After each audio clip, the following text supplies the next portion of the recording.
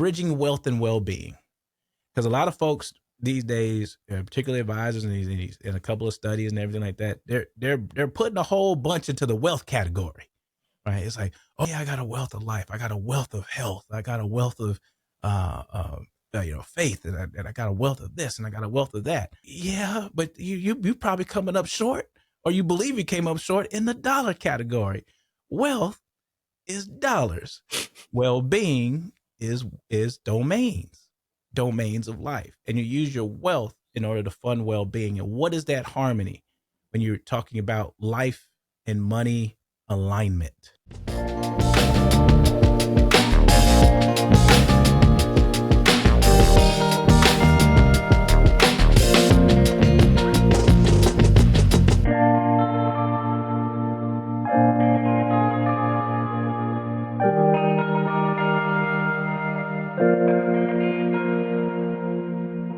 Welcome to the Rich and Regular podcast, where we explore life at the intersection of money. I'm Julien, and I'm by myself today. This is a solo episode. We will not see or hear from my lovely wife and co-host Kirsten. This one is just me. This episode is also unique because we're going to be joined by a special guest. His name is Dr. Preston Cherry. He's a financial advisor. He's a podcast host. He is an author of a new book. And he's probably a bunch of other things that we're likely going to get into. But the conversation will really be centered around money, of course, because that's the heart of what we talk about here. But it's going to be kind of at the intersection of masculinity. We're looking at it through the lens of men. This is a bit of a, not necessarily a fellas only conversation, but it's one that is really focused on the fellas, the brothers, the men who listen to our podcast or who watch our podcast on YouTube. So I hope you stick around. Ladies, that does not mean you have to leave the room or exit stage left. Hang in there. Maybe you'll learn a little something as well. But these are really important times. And I think there was an opportunity here for us to have this conversation and sharpen it a little bit so that we can help guide, hear the perspective of, and really just offer up some really valuable insights for the gentlemen out there who listen to our show. So hope you enjoy it, and I'll see you on the flip side. I wanted to go ahead and jump right in. Do it. You got a lot of letters, slashes in your name, brother.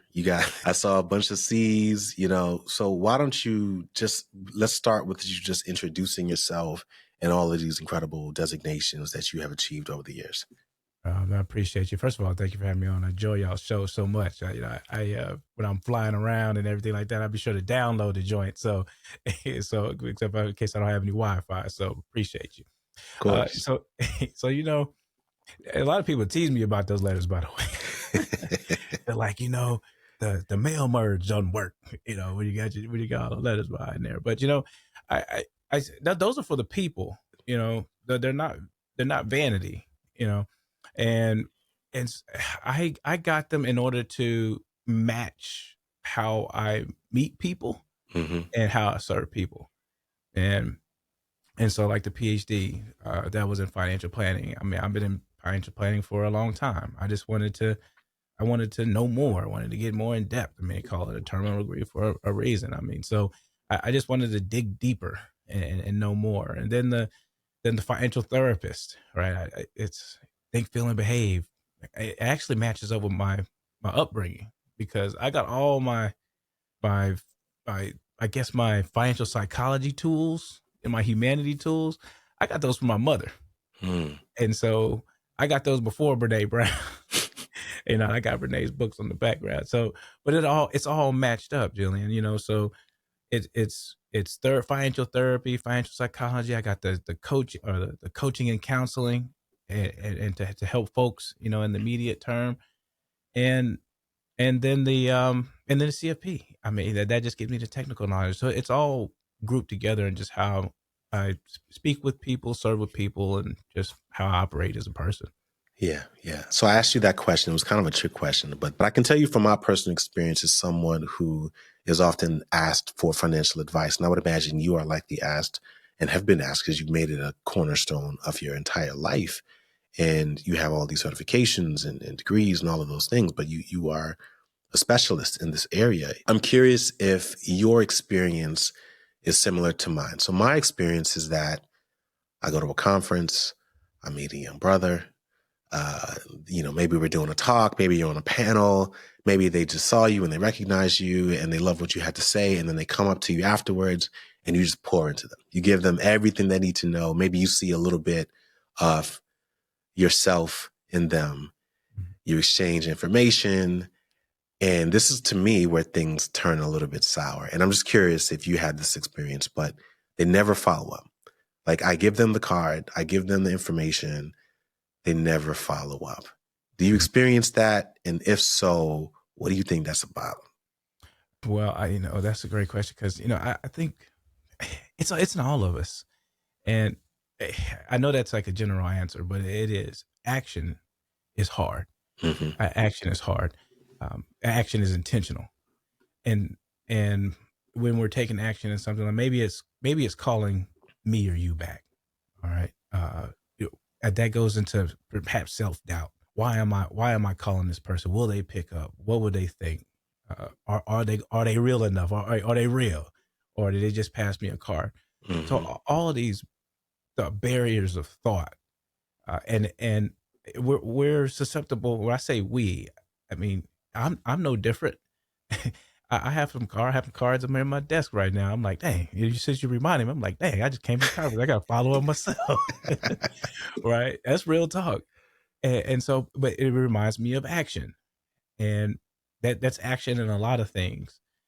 But particularly with people, it is those things that I was talking about. It could be either, will that person respond to me, or do I have enough? It's kind of like self worthiness, somebody's, as Dr. King said, your own somebodyness, right? Yeah. I mean, so I think that's more internal than anything. Either the lack of action just cause is apathy, or action because of some sort of internal emotion. Yeah.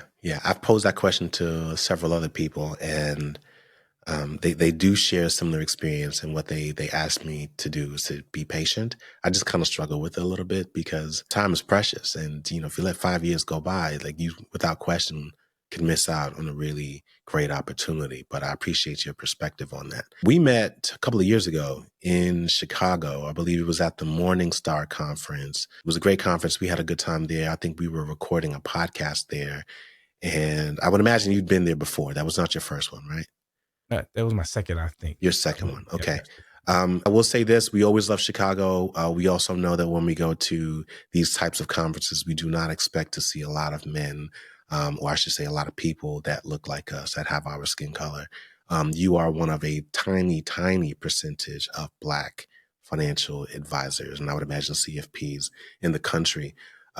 What is that experience like for you, and why do you think it kind of matters, like, to be a Black financial advisor? Yeah, it does. So I got a couple of takes on this, right? Yeah. Which is, there's a difference between because of and happens to be. Mm. All right. And so I necessarily don't lead with a Black financial advisor. I'm a financial advisor that happens to be Black. It's not that I don't identify with the culture, or trust and believe. Look, I got Barry White up there, and I got Maxwell up on that Joan, right? Yeah. So I don't have to fake the funk. And the thing about it is that I want to meet. I'm a humanist at heart, and this is how I approach, life and my relationships, and also I'm not only an advisor, coach, and all that. I'm a professor, so I'm responsible for developing young people into their next stage of life. And I had a young man come up to me, a young Black man come up to me in a particular. I think it was the Schwab conference, because I only read the name drop because it was huge. It's a massive conference. And he asked me a couple of questions, and he asked me something to along the lines of what you were saying. And I said, listen, I want you to get comfortable. I want you to get comfortable being in spaces where you are the, only, it may be Black male or whatever that identifier is, because that's what the world looks like. That's what the world looks like. So, and what I mean by that is I remember I grew up in Houston, Texas, and there's been a couple of migrations to Atlanta. And everybody wanted to go to Chocolate City, because I want to be around my people, this, that, and the other, right? And There's been a couple of those, but I remember the first one, from the first Outkast album almost, right? And everybody just wanted to be around their own. And I get it, because affinity matters, culture matters, and I get all that. That said, when you get into the workplace, when you travel the world, when you're in the grocery store, all that, there's people on there. So I want to caution even young people to say, don't try not to need 100% surrounding of folk all the time. Yeah. Because all folk ain't just because they skin folk doesn't mean they're real folk, right? At the same time, right? I've had a lot of champions from all hues of life, and so that's one of my takes on that. And then also, yes, there has been, we have to acknowledge that being in rooms sometimes, you have you have microaggressions, but they're not so micro. Right. It's like, you say that one more time, gotta step outside or something. But those are microaggressions, and it is hard to be in rooms where somebody that perhaps understand, or it's not even understand you, it's working with you or speaking with you as a human being. It's like you're an alien or something. Mm-hmm. It's like, no, good morning. How are you doing? You speak so well. No, but that is difficult for just getting eye contact. Yeah. Starting a conversation. Yes, that is difficult at times. However, I'll close with this because I know I'm running along. If you start out with, and I go back to that somebodyness, and my dad always says it's self-worth and self-value, and he instilled in that into my sister and I very early, because they're compoundable assets. If you walk into the room like you're supposed to be there, it's your room as well. Then if other folk got the problem, then that's on them. Use your energy to do what you need to do while you're there. So I said a lot there, but that is a couple of takes on it. Yeah, no, I agree, man. You mentioned stages. You were talking about young folks and being a professor and helping folks at different stages of their lives. And obviously you wrote a book about this. This is a really important part, or a kind of a central idea around your book. One of the biggest life stages, I think, that a lot of men experience are making the decision around going married. And it's been written about and studied, who knows how many times, around the importance of making the right decision around who you marry. There's a lot of conversations around having the conversations about money and transparency prior to marriage. But what advice do you have for people who are just coming into that realization and it's kind of too late, right? You may be a couple years already in. You've already realized that you did not have the necessary conversations about money with your partner. And now here you are coming to this realization and trying to make progress as a team. What do you tell people like that, just from your experience?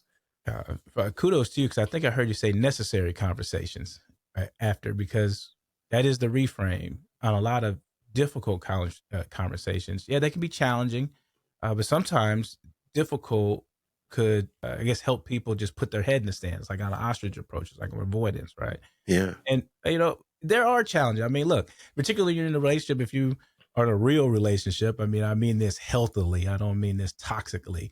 But every now and again, you're going, once a year, twice a year, whatever it may be, you're going to cuss each other out, and that's a rinsing process as well. All right. If you use it to better understand, if you're getting all emotional, that's why I say healthily, not toxically. Because that is a necessary at that moment, that's necessary. And then hopefully there's been some opening up with that, because there's vulnerability with that. There's a lot of emotion in that heated moment.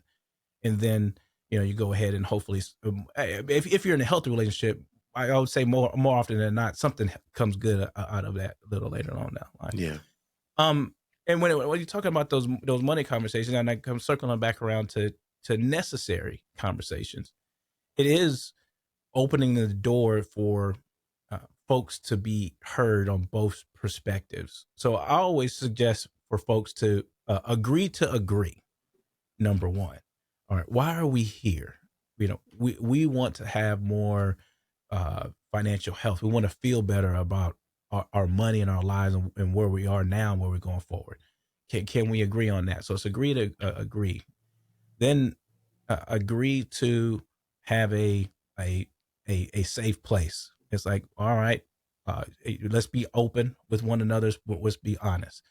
Number three is step 3 and 4 is, all right, I want to hear your perspective, and then I'll share mine. So hear both perspectives, because they're coming from two different places more than likely. Mhm. If you unpack if you unwrap the package a little bit, it's nice. It's got a nice package on top, but then you unwrap it, you're like, oh, okay. You may see a shoebox in there, and then you get a pen in there, and be like, why you put this pen in the shoebox, right? I was expecting some shoes, right?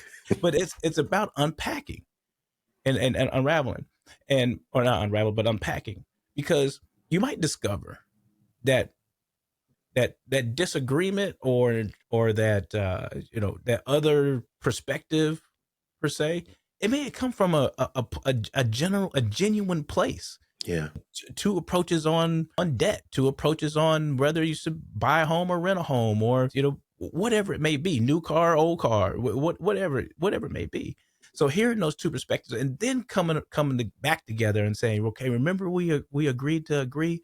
Where can we come together, and not necessarily, what's the word, not sacrifice, but what's that word I'm looking for, where you have to give up something. What's that word? Anyway, it's a C word. You don't want to have to just feel like you Compromise. compromise. Thank you, brother. So I always say, hey, if you don't know it, just say it. Somebody gonna help you with it. If you got to Yeah. count on your fingers, do that. You gave me some context clues. Right. I appreciate it. We're playing Pictionary, but yeah, compromise. Compromise means you more than likely giving up something. You feel like that, at least. Yeah. Right. Yeah. But if you come together, that's that fifth step. If you're coming together because you started off top with agree to agree, and then you come together, right? And so I think that open dialogue allows for the unpacking. And I'll say this lastly, I love what you shared there about marriage. First of all, it ain't for everybody. Everybody ain't supposed to be married. Everybody, they're not supposed to have no kids either.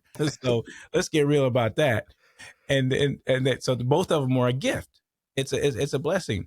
And yes, that is pretty one, if not number one, an understanding of self, and then faith as you define it, and then getting that spouse right. Because, ooh, man, brother Samuels, he don't pass. Passed away, talking a lot of noise, boy, kicked up a lot of stand around there, right? So Yeah, man. it does matter, because it brings peace of mind, a whole bunch of things, and also financially. Yeah. Yeah.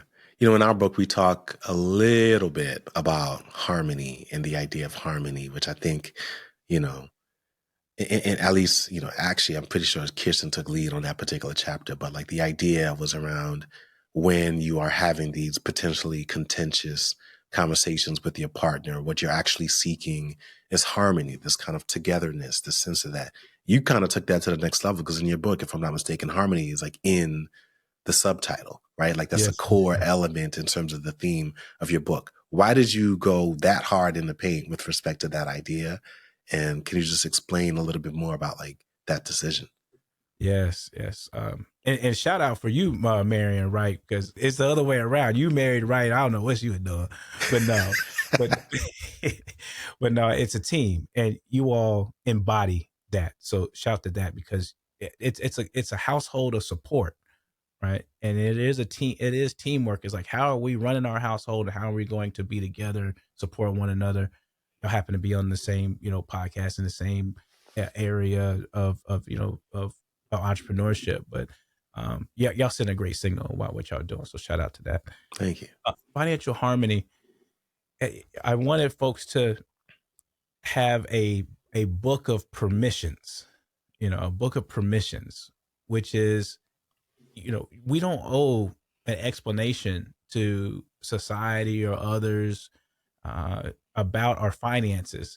It really is. If you're working with a financial advisor, fantastic. I mean, because you're collaborating with them, it's a collaboration, and so you're sharing. So yes, you owe some accountability, but that's back on yourself, right? So because you've hired that person to work with that person. You also have accountability as far as quote unquote explanation to your family who's underneath your roof, your spouse and your children. And again, a faith, higher power as you define it.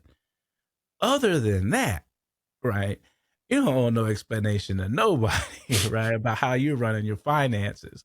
And so the book is about wealth and the key of life. And obviously I'm a big Stevie Wonder fan, Songs of the Yeah. Key of Life. And it goes into, and the book goes on a little bit about that, how that came about. But, um, you know, Quincy Jones said one time, multiple times, everybody has these same 12 notes. Everybody has the same 12 notes. So you got your 6 feet above, 2 feet on. Now we can go into all this little side conversation about access and all that. That's a whole nother topic. But all else equal, you know, hopefully we're given the opportunity to thrive, right? And how are you going to use your notes? How are you going to use your notes to make that jam? How are you going to make your jam, right? Mm-hmm. And then when you get into the financial harmony part of it, it's bridging wealth and well-being. Because a lot of folks these days, particularly advisors in a couple of studies and everything like that, they're putting a whole bunch into the wealth category, right? It's like, oh yeah, I got a wealth of life, I got a wealth of health, I got a wealth of faith, and I got a wealth of this, and I got a wealth of that. Yeah, but you probably coming up short, or you believe you came up short in the dollar category. Wealth is dollars. Well-being is domains of life, and you use your wealth in order to fund well-being. And what is that harmony when you're talking about life and money alignment? Life and money alignment. And when you discover that, then you can give your money assignments directly to the strategies and the line items, right? And so that's what that financial harmony is how do we bridge our wealth with our well-being in our keys of life, determining how we want to make our song and assign those dollars to that without permission, without shame or judgment, and having a better relationship with money and I our love life. that.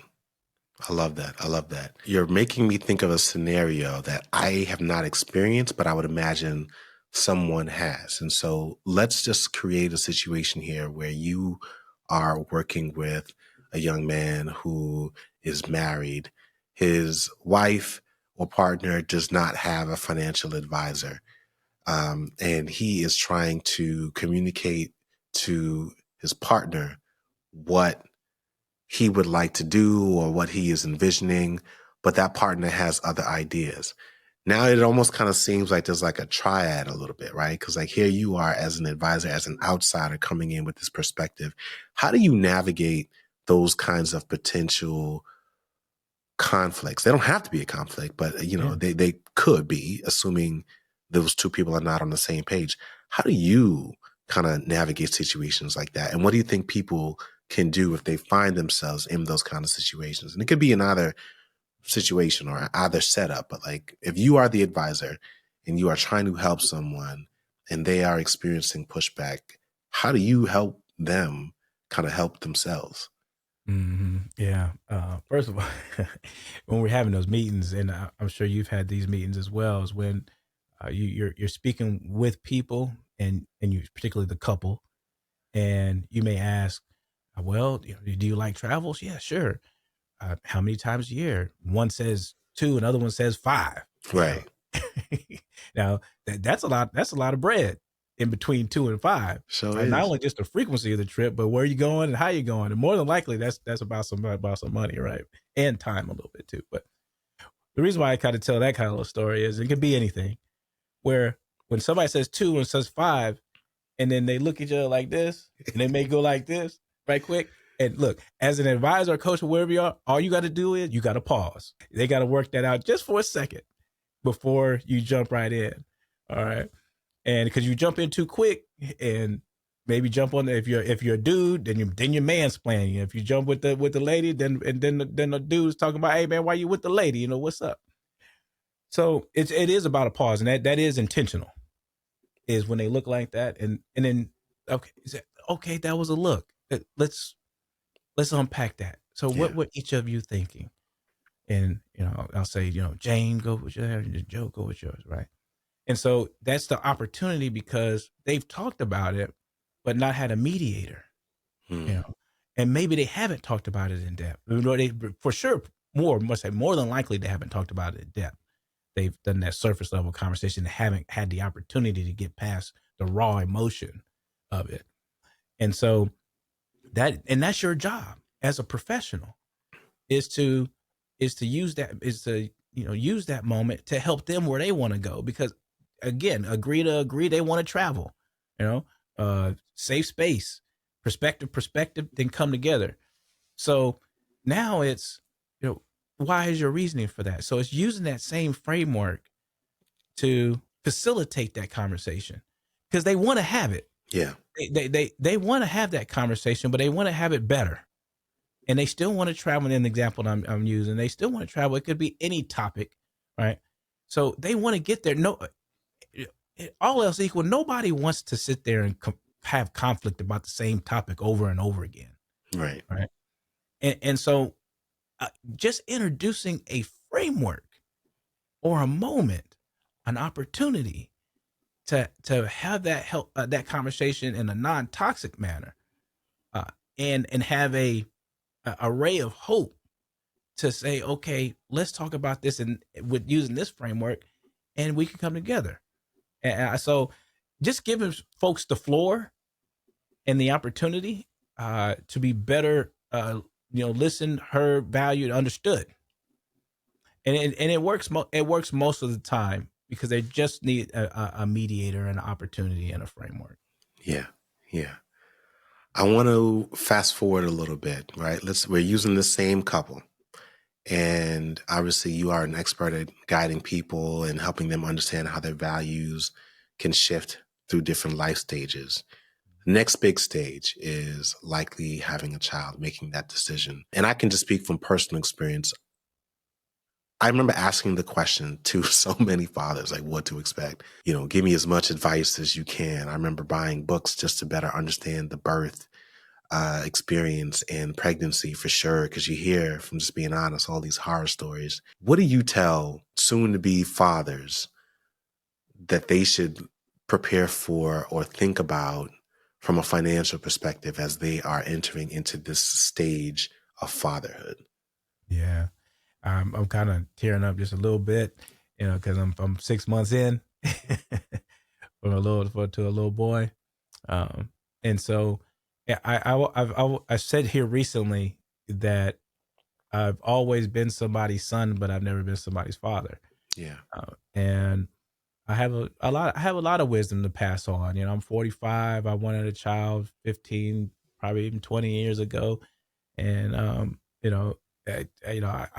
God is who my higher power is. I said, he doesn't work in mysterious ways. He works in his way. So it's right on time. Right. And so how I suggest going forward, and how I've seen other men that I hold dear to me, is one thing, we're I guess we're providers and protectors, right? And having to bear all of that without any emotional audit. And then old schoolers, even like my pops, he's fairly young now. He's 66, I think 67, but he worked 40 some odd years before he retired. And it's just now the last, say, 5-6 years that he's allowed himself that emotional audit because of the household responsibility. Now, of course, my mom worked as well, and so they were a team. But as a man who believes that you have this responsibility for your family, and particularly financial, and you can be making two incomes, and in the case of a man and woman, your wife could be making more, all that. You still, if you have this matriarch mindset of responsibility, then that's a heavy weight to bear. Now you have a child, right? And so all of that is an enormous. It's a gift, but it's enormous weight. So one of my suggestions is for folks to, because health is wealth. I know that's cliche, but not to have to wait 10, 20, 30, 40, 50 years to allow yourself to have, an emotional audit, perhaps some fellowship with some other brothers, some other men, having an outlet, being able to get real with oneself without shame or judgment. It's not weakness. You can still be strong. And so your financial, your mental your mental and your overall well-being of self is going to help everybody that you as a man believe that you want to be a provider and protector for, because you're going to be a better self. Yeah. And that goes into production, which is making that money. Right? A better self is making that money. And then being able to invest it in ways of what you believe in. So I think just long story long, it is that emotionality, approach a better wholeness of self along the way. Don't wait. And then you can contribute that extra healthy energy back into those P's that we're talking about. Is there a bill in particular that you think a lot of people just overlook as it comes to preparing for parenthood or being a father? Yeah, well, everybody knows that bill. I share with all people all the time. It's like, look, to appreciate your healthcare premium, Yes, sir. right? And then that HSA deductible and all that. To appreciate that, go ahead and check out that line item itemized bill, right? And seeing how much the insurance is covering, and then having that preparedness. For a couple of years, my wife and I, we had to live apart. That's a whole nother podcast, but we've known each other 8 years. We got married last year, but we spent 2 years apart because of, immigration and all this other stuff. Now, for those 2 years, I piled my money all day long in the HSA. It's fat, right? Mm-hmm. And so when the pregnancy rolled around, and we were in there, we were having a party. They were like, well, they had all the service. They put us up in the suite and everything like that. I'm like, hey man, we can spend money all day long up here because we ready, Right? But but what gave me some more gratitude, to your point, is when I opened up the bill, I was like, Lord, is this what this boy costing already? And it was a long list too. And so, yeah, I can appreciate those bills. I can appreciate eating my parents out of house and home when I was little, where Pops was getting the name brand cereal, and we got the bag fruit. He got the real Fruit Loops. We got the bag Fruit Loops, and we didn't grow up poor either. We were middle class, but we wouldn't spend the money willy-nilly either, right? He had a shelf because we ate too much, right? So he had a shelf. He's like, don't go up on the shelf. My Captain Crunch on the shelf, right? you stay on, hamburger helper versions, were just the different flavors, right? And that was a different thing. My point is this.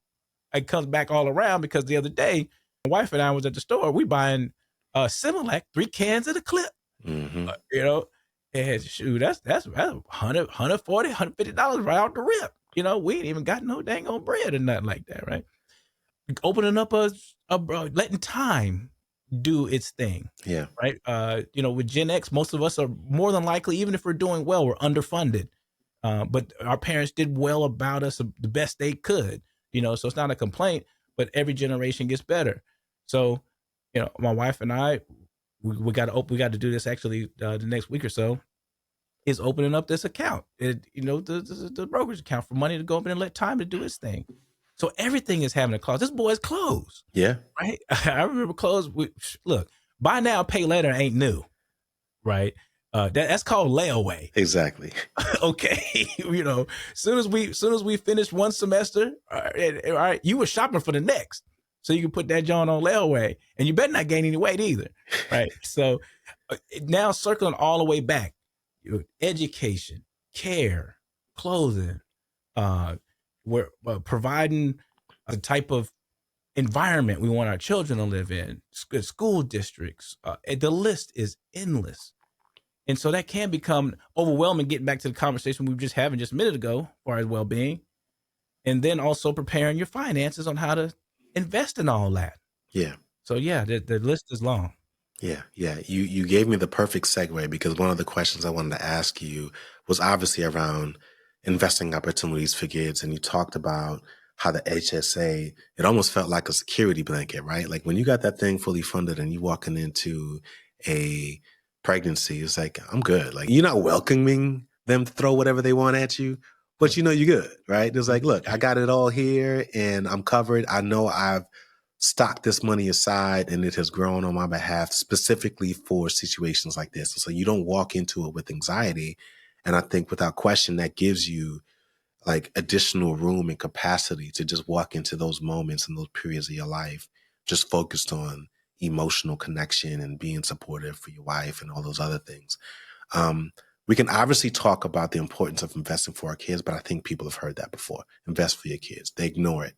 Do you have an example or story, maybe someone that you have helped over the years that's 10, 15 years in, and now they're in a position where, having invested for their kids, they've now allowed themselves to do something, show up in a way, or support their kids or connect in a way that a lot of people just simply can't relate to? Because I think a lot of the conversations are around getting people started so that 10, 15, 20 years from now, XYZ can happen. But do you have an example or a story of something that's more recent that people can say, hey, man, just the other day, just last year, I was talking to someone and this is what they shared? Yeah. So I can go a couple of ways with that. We just did with a podcast called "Is Gen X Ruining Their Finances to Support Their Adult Children?" Yeah. Right.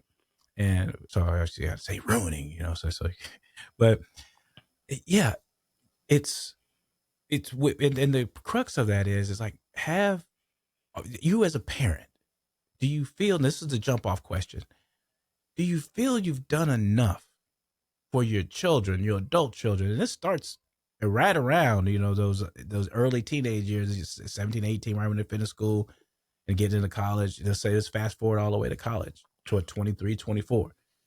Do you feel you've done enough? That's a emotional audit in of itself. It could be guilt. It could be, hey, we want to accelerate to what we went through and get you there on third base quicker and all that, and that affects the finances. Feelings affects the finances. And I had a talk, I guess 3 weeks ago, and I mentioned this about financing adult children, and a person came up to me. This was like 3 weeks ago, and he said 108, and I was like, 108? I mean, I was like, what? Dalmatians? I mean, what? he was like, no, $108,000 is what my wife and I spent on our two adult children, 28 and 30. He knew the number. All right. And now, so that's financial harmony within those couples you were talking about. That could be two different perspectives. That could be retirement, particularly Gen X, anywhere between 44 and 57, somewhere around there. They're underfunded, right? Sandwich generation, all this other stuff. What's 108,000? First of all, just times 10, not even taking into account what you can do with the market, right? Right. That's $1 million, and more if you can invest. And so it goes back to what the parent is comfortable with, what they've done along the way. All right. As far as in financial investments and providing along the way. Here's another thing. Yes. Okay. So there's like you said, the investment conversation of, whatever the accounts to open and all this other stuff. I want to emphasize this because this is in the book too, but I've talked about this so much. The two investable assets that no one can take away from you, and it's recent because I'm talking to you today, all right, is self-worth and self-value. Self-worth and self-value. My parents, I thank them. I thank God every day that they instilled that into us from the jump and along the way, because even in challenging times, and I've had some, and I ran about 7 years to where I called the fog years, and I'm not even sure I was gonna make it out that period. But I had a fundamental base of, and what hurt me the most was, yes, it was alcohol, it was a whole bunch of stuff. All right. But what hurt me the most was that I was messing up the opportunity that's been giving me so much. Right. I was pissing that away. And it goes back to a sense of having a fundamental sense of self. Be like, Preston, what are you doing? What are you doing? You are more worthy than this. Right. And that goes back to, and I can keep on that, but I'm going to wrap it up with, it goes back to those two compoundable assets. All right. Those are human capital transfers, not necessarily financial transfers. Mm-hmm. Yes, you need both, but those human capital transfers, my dad calls them the shuns. And he said, "Oh, shun, that's kind of negative." No, he said communication, transportation, and documentation. That sounds like an old black man, don't it? It sure do. Transportation, communication, and documentation. He said, if you got them three shuns, you can do something with yourself, right? And he was wearing a Frankie Beverly and Mays hat. Of course he was. Right? But those are the investments. If we're talking about investments, right? If you have those, then you can use those. Yes, money is good, and hey, we all should be investing and doing all that. I know you got multiple shows on that. Yeah, go on and get your accounts and all that. Mm-hmm. But without that first investment, those human capital investments of self, then you can have all the money in the world and you ain't gonna do nothing with it, right? So yeah, that's my take on investments, and those two in particular that help you thrive in life. And it's a gift because not everybody gets those. Yeah. So it's a gratitude. So if you have those and still then you have access to those, then you need to be doing something with yourself. You're setting me up really, really well here. I saw a video of you having a conversation with your parents about sacrifice for your adult children. So it's interesting that you mentioned this up because I wanted to ask you about that.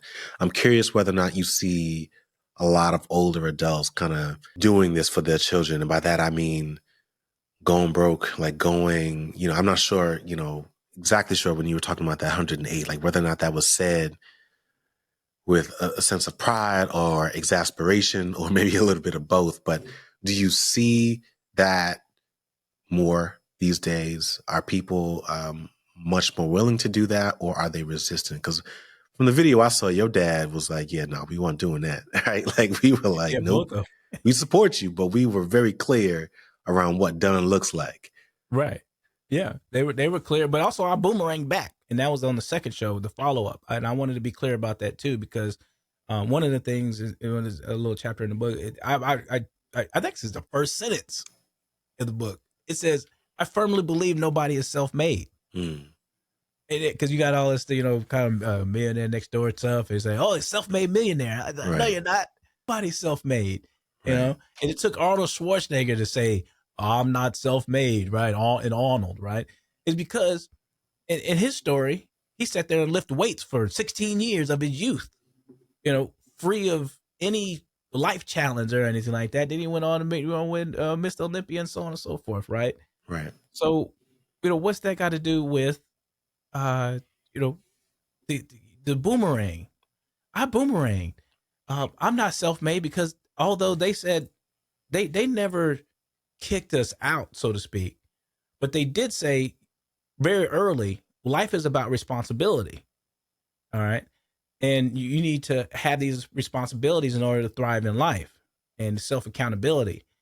And if you moved out, and then if you were to circle back like I did, and you had and you had a goal or something like you were going to do, then they supported you. But you wouldn't finna just come back and just like both of them said. I think there was a clip too that everybody liked. My dad said, "You ain't finna live better than I am up in my house." Right. Right. And that's the thing to your original question, which is how much is enough, and then how much are we as parents or people out there as parents supposed to give, and that goes back to that central question that you ask yourself or as an audit. When I circle back, it helped me to start a business. It helped me finish school. It helped me recover through those fog years I was talking about. But I think that whole time across a decade, I think it was perhaps 2.5 years in total. I think maybe 3 years, and then those couple of years were at the beginning, like at night, 21, 22. So that was young. It's all good, But when I came back that second and third time, real quick, they were like, "Hey, you got You ain't got all day, Right. start getting it together. Right. So yes, even in a healthy sense, I heard people say, well, if things cost more, it's inflation, there's the wages are not being paid. Uh, it's a way to build up your finances, and all that. Yes. All right.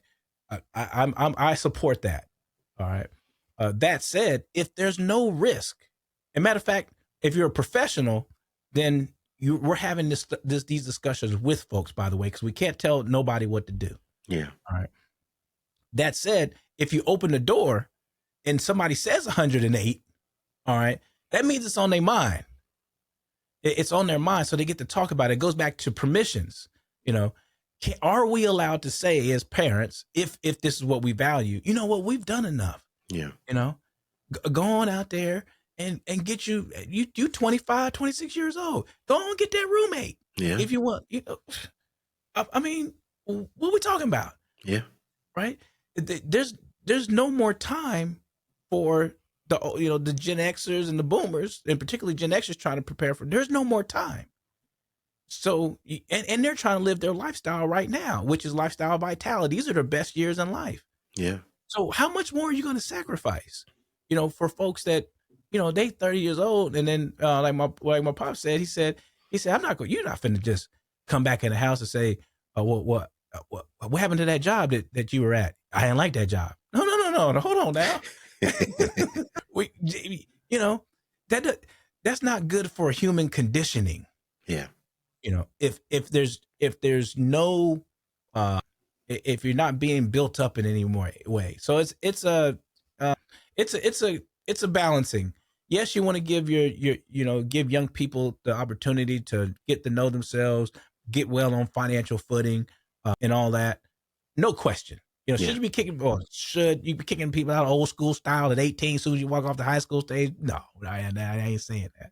But I am saying that at some point, all right, people are enabling, 20 turns into 25, 25 turns into 30, and shit, you may be 35.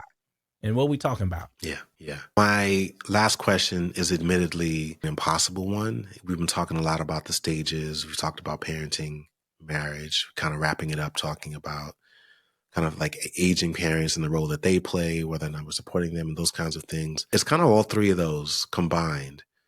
And my question for you is really around advice for the brother who is in essence kind of wedged in between this sense of obligation that he has to support his parents, right? His family, fought hard to get him where he is. He is not married, maybe even has a child, right? And he's a part of the sandwich generation. Maybe he doesn't even know what that term is, but with the money that he earns, he's done the right things to kind of get where he is. But he has these decisions to make. He has this sense of obligation going in three different directions, right? I need to protect my household. I need to pour into and support my child, but I also need to give back and support my aging parent or parents. What do you tell people like that? How do you navigate those situations? How do you help them kind of get through the other side? Yeah, man. It's imagine if we're talking about it right now with a sense of, vulnerability, and imagine the brother you're talking about, the people that are in these situations that are, we talk about it in the media and the advisors and all that, and the sandwich generation and all that. So folks are somewhat aware of the situation, and some folks have a little bit more access, a little bit more, what Robin Harris called one time. We asked some spare change. He said, "Can I have some spare change that'll get you a spare job?" But but if you have more dollars, this is why I say money can buy happiness. Yeah, straight away. Is happiness like pink cloudish all the time? No. But in the situations you're talking about, if you had an abundance of money, does that allow you to support the folks behind you and forward a little bit better? It does. Yeah. So that is a form of happiness, right? Because in the story that you're speaking of, where folks are still trying to prepare for retirement, still trying to live their best life now, because these are the best years. I call them the Benjamin Button years, right? Is anywhere between 40 and 55 because they met in the middle, right? And hopefully your spirit's right, your health is right, your pockets are right. You know yourself a little bit more. You're not giving a damn about what folks are talking about, right? So in this little area, and you say you live 85 years, you only got these 15 years. Are we supposed to sacrifice those beautiful years, God willing, for more children coming up? And I give that a Whitney. I make hell to the nah. All right. And then, because they got time, they got time to do what they need to do, right? And then what about your parents? And so the first thing is to have the conversation. And this is why I'm saying emotional for the folks that are in the situation. Some parents, I've learned, will say, I don't want to be a burden to you, right? Do what you have to do. Or I don't expect everything. Some folks are just, they will live with their children because, hey, look, you're going to take care of me and this is it. And I don't, and that's not a like an individual ethnicity thing. That's just humans. It's like, hey, we did for you, finna do for me. Right. And that's why that conversation has to be had, not early. You're in your 40s and they're in their 60s or 70s or something like that. In order to, it's kind of like estate planning almost. It's dignity planning. How are we going to handle that? And some people say, well, you just told me to have a conversation. I'm paying you for that. Yeah, but have you had it? Do you know how to have it? Do you want to have it? What are you going to say? How do you feel? How do you feel? How do your pockets feel? What can you do? What can't you do? It's kind of like risk tolerance or risk capacity. Yeah, you may want or not want to take something of risk, but this is what you got to do. Yeah. Right. And so when it comes to that parent, particularly elderly parent that you may have to support, you may have to find some alternatives, some compliments, not only out of your pocket, but maybe your siblings, and they may have to, meaning your parents may have to have some sacrifice in how they're living. Do you move close to your parents? Do you uproot, right? And change cities? That's a spousal conversation. Do they come live with you? Are you paying? And if they're living by themselves as far as long-term care and support services, so, just paying for somebody to stop by, how are y'all splitting up between your brothers and sisters? Right? It's a lot. That conversation alone, I thank you for bringing it up, is humongous. Yeah. It's essential because it only not only affects the emotionality of many folks, the people in the household, the spouses, the parents, and then the folks coming up. All of that, one or two conversations, and then the money. Mm-hmm. What are you going to do? Yeah. Well, listen, man, I can't thank you enough for sharing your wisdom and dropping your jewels with us today. It was fun. Help the folks who want to keep in touch with you, maybe learn a little bit more about you, your platform, your book, help them know where they can find you. Well, I appreciate it. Thank you for the conversation. It goes back to permission to wrap up our previous conversation. Wealth and the Key of Life is the book. It's available on Barnes & Noble, Amazon, Books A Million. So that's first. It comes out in December, but it's ordered for pre-order now. Dr. Dr. Preston Cherry. That's the handle across all socials. All right. So check me out there. And then the Life Money Balance podcast is on YouTube. And then Concurrent Financial Planning is the wealth management firm. Thank you, brother. Appreciate you. Thank you.